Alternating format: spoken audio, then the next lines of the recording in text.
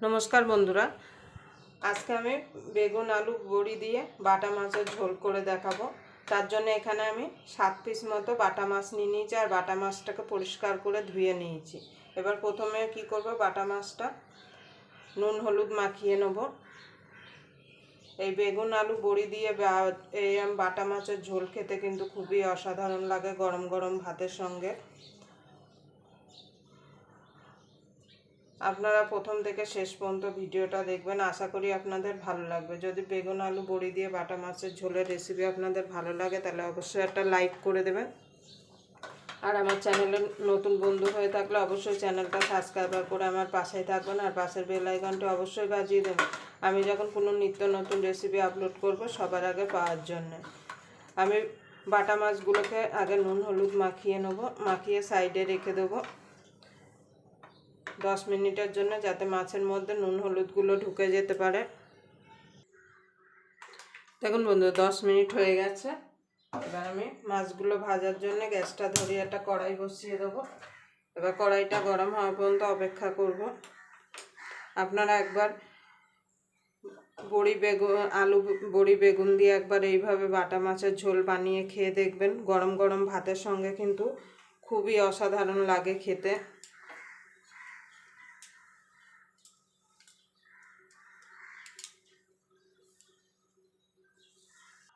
দেখুন বন্ধুরা কড়াইটা গরম হয়ে গেছে, আমি কড়াইতে তেল দিয়ে দিয়েছি। আর এই মাছের ঝোলটা কিন্তু আপনারা সর্ষের তেলেই রান্না করবেন। সর্ষের তেলে রান্না করলে কিন্তু স্বাদটা ভালো আসবে। আর মাছ ভাজার আগে তেলটা ভালো করে গরম করে নিতে হবে।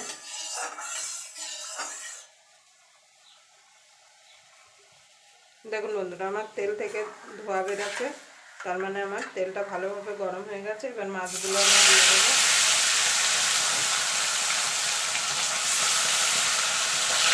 দুইবারে মাছগুলো ভেজে নেব, একবারে হবে না, কেন একসঙ্গে বেশি মাছ দিলে মাছ ভেঙে যাবে। দেখুন বন্ধু 1 পিঠ হয়ে গেছে। এবার আমি মাছগুলো উল্টে দেবো।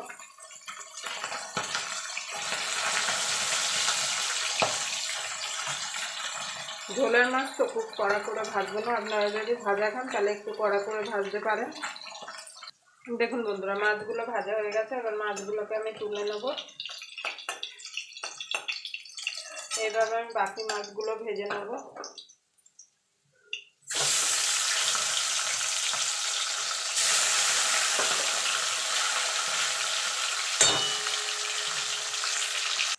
দেখুন বন্ধুরা মাছগুলো ভাজা হয়ে গেছে। এবার আমি মাছগুলোকে তুলে নেব। দেখুন বন্ধুরা মাছগুলো তোলা হয়ে গেছে। এবার এই তেলে আমি আগে বড়িগুলো ভেজে নেব।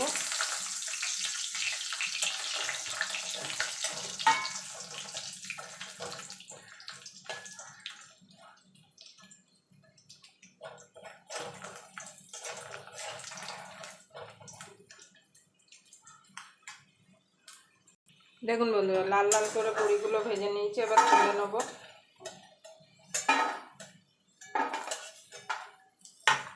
এই তেলে আমি আলু বেগুনগুলো ভেজে নেব। প্রথমে আলুগুলোকে ভেজে নেব।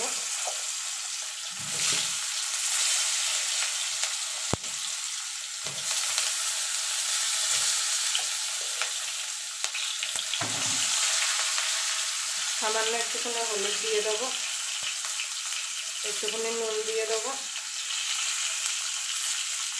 দিয়ে আলুগুলো ভেজে তুলে দেবো।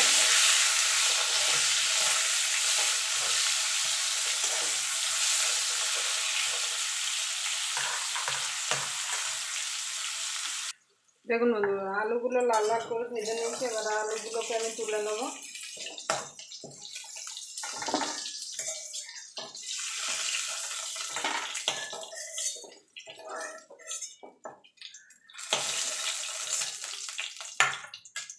এই তেলে আমি বেগুনগুলো ভেজে নেব।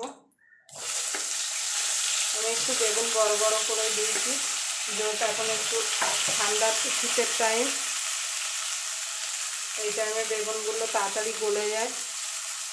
একটু নুন হলুদ দিয়ে আমি বেগুনগুলোকে ভেজে তুলে নেব।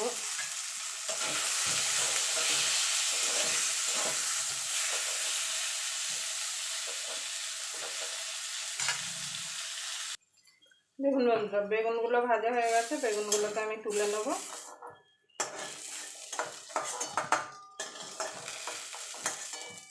বেগুনগুলো যদি এইভাবে ভেজে যদি আলাদাভাবে যদি দেন তাহলে কিন্তু বেগুনগুলো গোটা গোটা থাকবে, মশলা একদম গলে যাবে না। এবার আমি এই কড়াইতে বাকি রান্নাটা করব, তার জন্য দিয়ে দেবো একটুখানি সর্ষের তেল।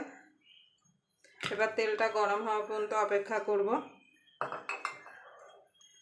দেখুন বন্ধু, তেলটা গরম হয়ে গেছে, ফোড়নে দিয়ে দেবো কালো জিরে। এই ঝোলটা কিন্তু কালো জিরে ফোড়নে দিয়ে করলে কিন্তু খেতে ভালো লাগবে। দিয়ে দেবো 3টে কাঁচা লঙ্কা। এবার ফোড়নটা একটুখানি ভাজা ভাজা করে নেব।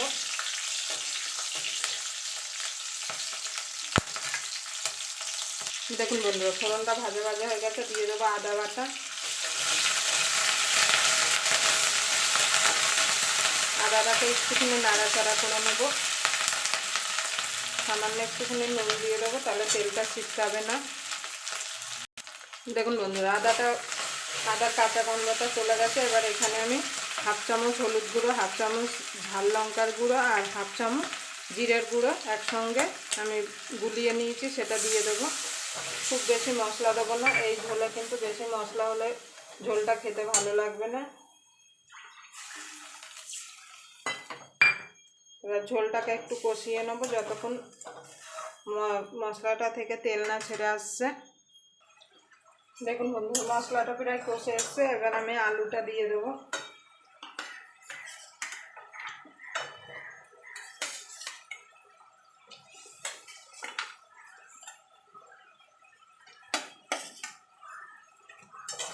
আলুটা দিয়ে মশলার সঙ্গে ভালো করে কষিয়ে নেব।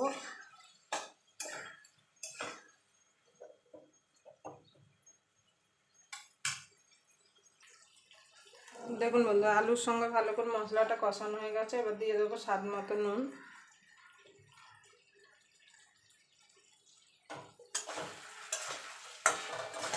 ভালো করে নাড়াচাড়া করে নেব। দেখুন আলুটাও প্রায় সিদ্ধ হয়ে এসছে। এবার দিয়ে দেবো জল। এখানে আমি গরম জল দিচ্ছি, জলটা একটু বেশি লাগবে যেহেতু বড়ি আছে এখানে। এবার ঝোলটাকে আমি ফুটতে দেবো। দেখুন বন্ধু, ঝোলটা ফুটে গেছে। এবার বড়িটাও দিয়ে দেবো আমি। এখানে বেগুনটাও দিয়ে দেবো।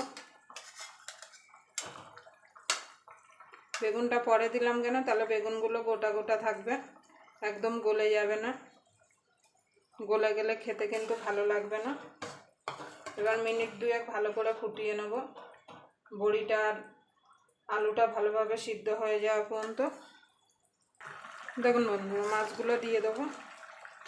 মাছগুলো দিয়ে খুব বেশি ফোটাবো না। আপনারা নুনটা অবশ্যই একটু চেক করে নেবেন। এখন আলু বড়ি সব কিন্তু গলে গেছে। এবার দিয়ে দেবো ধনেপাতা।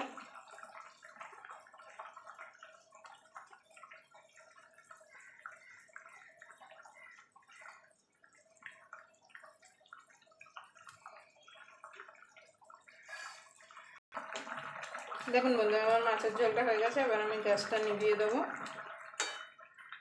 আবার আপনাদের সঙ্গে কোনো নতুন রেসিপি নিয়ে দেখা হবে। ততক্ষণ পর্যন্ত আপনারা ভালো থাকবেন, সুস্থ থাকবেন।